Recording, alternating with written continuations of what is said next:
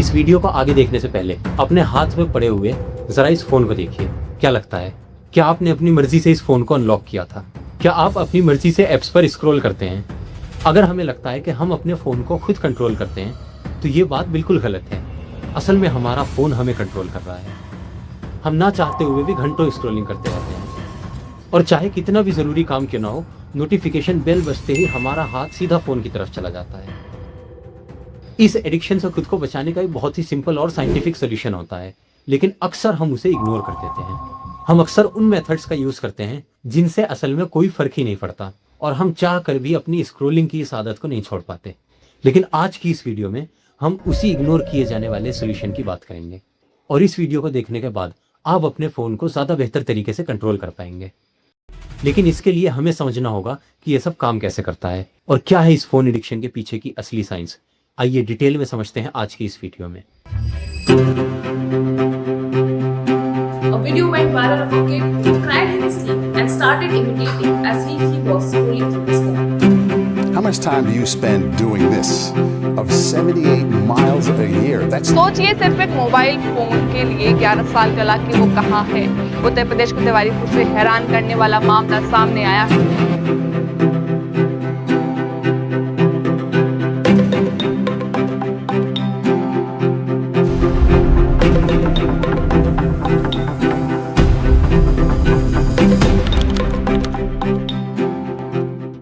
सबसे पहले तो हमारे बीच एक बहुत बड़ी मिसकंसेप्शन है।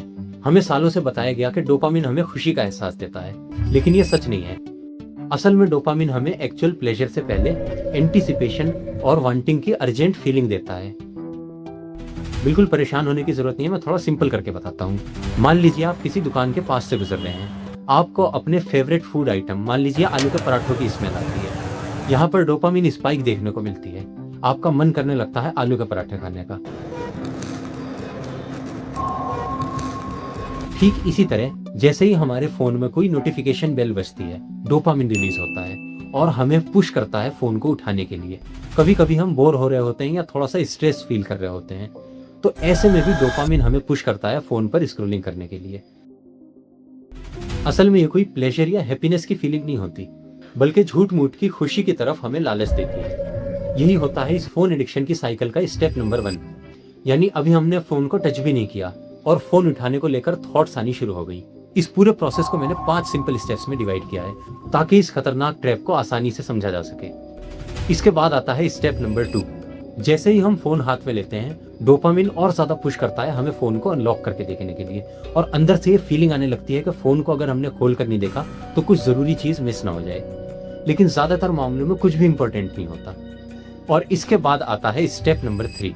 हम ऐप खोल लेते हैं और जाने अनजाने में किसी फोटो या वीडियो पर क्लिक कर देते हैं। हम सोचते हैं कि चलो अब ऐप खोल ही लिया तो एक रील देख ही लेता हूँ, लेकिन यही हमारी सबसे बड़ी गलती होती है।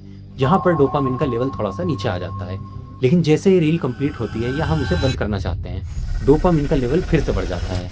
हमें ऐसा लगता है कि अभी मजा नहीं आया, 1-2 रील और देख लेता हूँ, और हम इस साइकिल के सबसे खतरनाक फेज में एंटर कर जाते हैं, द एंडलेस स्क्रॉल।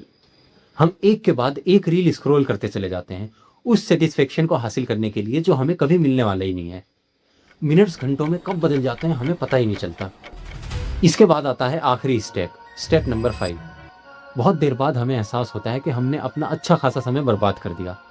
हमें थोड़ा सा रिग्रेट फील होता है, और फिर हम अपना फ़ोन बंद करके रख देते हैं। और क्या आप जानते हैं कि कुछ लोगों की एडिक्शन इतनी ज़्यादा होती है कि वो इससे भी एक स्टेप आगे बढ़ जाते हैं।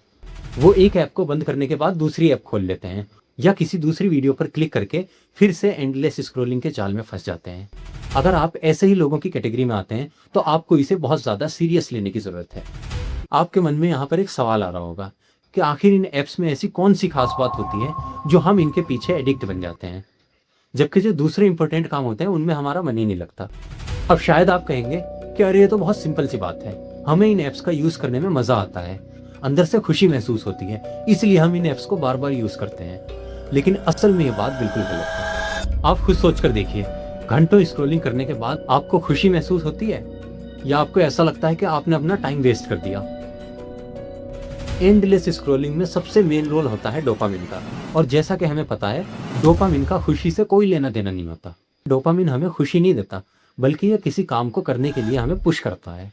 तो फिर असल वजह क्या है जिसकी वजह से हम इन ऐप्स के इतने ज़्यादा एडिक्ट हो जाते हैं?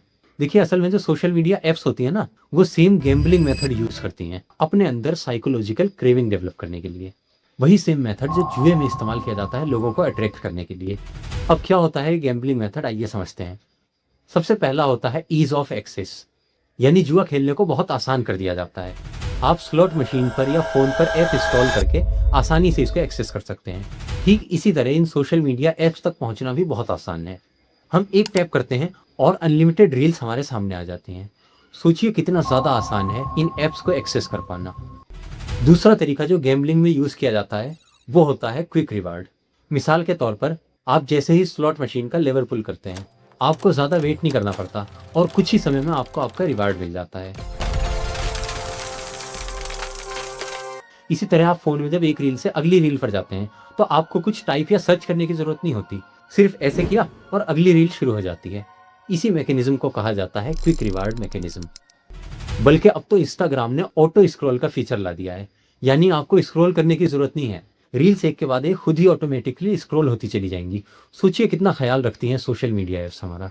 ख्याल नहीं, ये हमें अपना एडिक्ट बना रही हैं। तीसरा तरीका जो गैम्बलिंग में यूज़ किया जाता है वो होता है अनप्रिडिक्टेबिलिटी, यानी हमें पहले से नहीं पता होता कि आगे क्या होने वाला है। ठीक इसी तरह सोशल मीडिया ऐप्स पर भी होता है। हम प्रेडिक्ट नहीं कर सकते कि अगली रील किस बारे में होगी। हमारा हर एक स्क्रॉल अनप्रिडिक्टेबल होता है। और क्या आपने कभी नोटिस किया, जब भी हम ऐप ओपन करते हैं तो एक छोटा सा माइक्रो डिले देखने को मिलता है। ठीक वैसे ही जैसे स्लॉट मशीन में लेवर पुल करने के बाद एकदम से ही रिजल्ट नहीं आ जाता, बल्कि इसमें जानबूझकर थोड़ा सा डिले रखा जाता है। सोचकर बताइए ऐसा क्यों किया जाता है? इसलिए ताकि हमारे अंदर क्यूरियोसिटी पैदा हो और सस्पेंस बना रहे कि आगे क्या होने वाला है। तो ऐसा नहीं है कि हम यूं ही घंटों तक स्क्रॉलिंग करते रहते हैं, बल्कि इन ऐप्स को डिज़ाइन ही इस तरह से किया जाता है ताकि आपको इसकी लत लग जाए। जो लोग बहुत लंबे समय तक सोशल मीडिया ऐप्स का यूज़ करते हैं, अक्सर उनमें सेल्फ कंट्रोल की कमी आ जाती है और साथ ही साथ डिसीजन मेकिंग कैपेसिटी भी उनकी काफ़ी वीक हो जाती है और अक्सर अपनी लाइफ में वो अच्छे डिसीजन नहीं ले पाते। ऐसे ही लोग जल्दी डिप्रेशन का शिकार भी हो जाते हैं। साल 2004 में एक नॉर्मल पर्सन का जो एवरेज अटेंशन स्पैन होता था वो होता था 2.5 मिनट्स, जो साल 2012 आते आते 75 सेकंड्स रह गया था और अब ये और घटकर सिर्फ 47 सेकंड्स रह गया है। यानी हम ज़्यादा देर तक किसी काम में फोकस नहीं कर सकते और हम बार बार काम को टालते रहते हैं। और काम को टालने का सबसे आसान तरीका क्या होता है? थोड़ी देर के लिए फ़ोन चला लिया जाए। तो क्या सच में कोई ऐसा तरीका है जिससे इस फ़ोन एडिक्शन से खुद को बचाया जा सकता है? तो हाँ, बिल्कुल है। और अब हम उन्हीं मेथड्स की बात करने जा रहे हैं। याद है ना आपको, अभी हमने पीछे जिन 5 स्टेप्स की बात की थी कि कैसे एंडलेस स्क्रॉलिंग की शुरुआत होती है और कैसे ये साइकिल ब्रेक होते होते हमारा अच्छा खासा टाइम वेस्ट हो जाता है। लेकिन सोच कर देखिए क्या होगा अगर हम सीधे स्टेप नंबर 1 से स्टेप नंबर 5 पर जंप कर जाते हैं। इससे हमारा स्क्रीन टाइम 0 तो नहीं होगा, लेकिन इससे घंटों का टाइम वेस्ट कुछ मिनट्स में ज़रूर बदला जा सकता है। लेकिन सवाल यह है कि क्या स्टेप 1 से सीधे स्टेप 5 पर आ जाना पॉसिबल भी है? तो जवाब है कि जी हाँ, ये बिल्कुल पॉसिबल है। सबसे पहली प्रॉब्लम है ईज ऑफ एक्सेस। हम बहुत आसानी से इन सोशल मीडिया ऐप्स को एक्सेस कर पाते हैं। हमें सबसे पहले इन ऐप्स को अपनी पहुंच से थोड़ा सा दूर करना होगा। लेकिन एक काम बिल्कुल नहीं करना कि फ़ोन उठाकर दूसरे कमरे में रख दो। भाई आपने फ़ोन लिया है, कोई अर्जेंट मैसेज या कॉल आ सकती है, कोई इमरजेंसी हो सकती है, तो फ़ोन को किसी बंद अलमारी या दूसरे कमरे में रखना तो बिल्कुल बेकार है। आप क्या कर सकते हैं? सबसे पहले तो इन सोशल मीडिया ऐप्स को होम स्क्रीन से हटा दीजिए। और अगर आपको बार बार कोई अर्जेंट काम नहीं होता इन ऐप्स का, तो आप इन ऐप्स को अनइंस्टॉल कर दें। जब ज़रूरत हो वेब ब्राउज़र में लॉगिन करके इनका यूज़ कर सकते हैं। जब आपको सोशल मीडिया पर जाने के लिए बार बार आईडी और पासवर्ड डालना पड़ेगा, तो आप खुद ही इसका यूज़ कम कर देंगे। ये जो इधर उधर के नोटिफिकेशंस आने पे ये जो आवाज़ आती है ना, ये आपका ध्यान बार बार फ़ोन की तरफ खींचती है। जितने भी अननेसेसरी नोटिफिकेशंस होते हैं उन्हें ऑफ कर दीजिए। सिर्फ बहुत ज़रूरी नोटिफिकेशंस ही ऑन रखिए। अगर आप एंड्रॉयड या आईफोन यूज़र हैं तो कोई मिनिमलिस्ट लॉन्चर यूज़ कर सकते हैं। इससे होता क्या है, आपका फ़ोन ज़्यादा कलरफुल नहीं लगता और ऐप्स के आइकन आपको अपनी तरफ अट्रैक्ट नहीं करते। आप कोई सा भी मिनिमलिस्ट लॉन्चर यूज़ कर सकते हैं जो भी आपको अच्छा लगे। दूसरी और तीसरी प्रॉब्लम है क्विक रिवार्ड और अनप्रेडिक्टेबिलिटी। इसका एक बिल्कुल सीधा और सिंपल सोल्यूशन है। जब भी आप एंटरटेनमेंट या टाइम पास के लिए फ़ोन उठाएं तो कभी भी शॉर्ट फॉर्म कंटेंट न देखें। अगर देखना है तो कोई लॉन्ग फॉर्म वीडियो खुद सर्च करके देखें।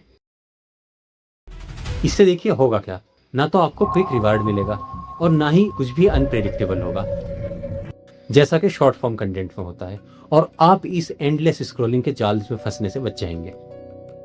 आप फ़ोन पर जो भी देखें वो चॉइस बेस्ड होना चाहिए। ऐसा नहीं कि रैंडमली कुछ भी एक के बाद एक आता चला जा रहा है और आप इसे देखते चले जा रहे हैं।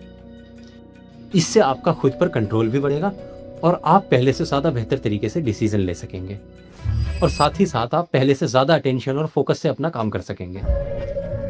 और हाँ, आखिरी में एक बात और, अगर आप हर दिन 3 से 5 घंटे स्क्रॉलिंग करते हुए बिता देते हैं तो पूरे वीक में 21 से 35 घंटे आप गंवा रहे हैं। अगर आपने ये समय बचा लिया तो इस तरह से हर वीक में आपके पास एक एक्स्ट्रा दिन या उससे भी ज़्यादा समय होगा जिसका आप बहुत अच्छे तरीके से यूज़ कर सकते हैं। उम्मीद है आपको ये वीडियो इन्फॉर्मेटिव लगा होगा। मिलते हैं अगले वीडियो में।